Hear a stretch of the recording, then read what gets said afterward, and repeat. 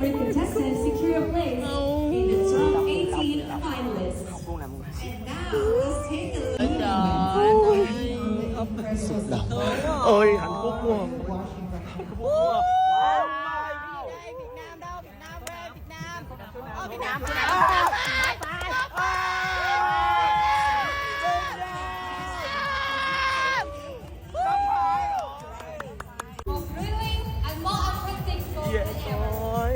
Đem vương miện về nhà thôi.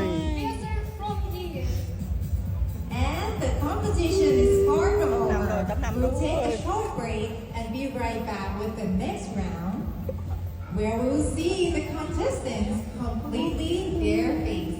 Yes, you heard me right. This is the world's first bareface competition. And stay tuned for the next segment of MTI All-Star